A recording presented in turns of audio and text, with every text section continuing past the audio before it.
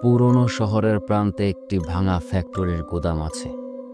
রাতে সে গুদামে যেন জীবন্ত হয়ে ওঠে।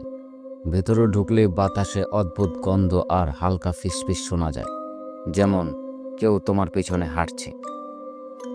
প্রথম মুহূর্তে সবকিছু স্থির মনে হয়, তারপর হঠাৎ দূরের করিডোর থেকে ফিসফিস, চলমান ধাতব্য ধ্বনি আর ছায়া নড়াচড়া লক্ষ্য করা যায়।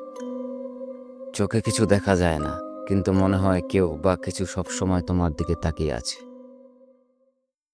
ভুতুড়ের মতো এক নারীর ছায়া হঠাৎ করিডোরের শেষ প্রান্তে ভেসে ওঠে। সে দাঁড়িয়ে থাকে এক অদ্ভুত স্থির অবস্থায়, কিন্তু তার উপস্থিতি অনুভূত হয় পুরো গুদামে। ছায়ার দিকে তাকালে মনে হয় সময় থেমে যাচ্ছে, এবং হঠাৎ করেই বাতাসের শব্দ কানের ভিতরে ফিসফিস হচ্ছে, তুমি একা নও। প্রত্যেক পদক্ষেপে ছায়া কাছে আসে না, তবে তুমি যেন এগোচ্ছ ঠিক তেমনি অদৃশ্য কিছু তোমার পাশ দিয়ে চলে যাচ্ছে। হঠাৎ কোনো বাক্স বা যন্ত্রের স্থান পরিবর্তন হয়ে গেছে।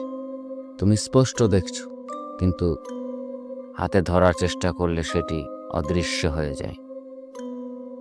শেষ মুহূর্তে দূরের কোনো আলো জ্বলতে শুরু করে, এবং এক অদ্ভুত ঠান্ডা শ্বাস মনে করিয়ে দেয় কেউ সবসময় তোমাকে দেখছে এবং কখনো ছাড়বে না।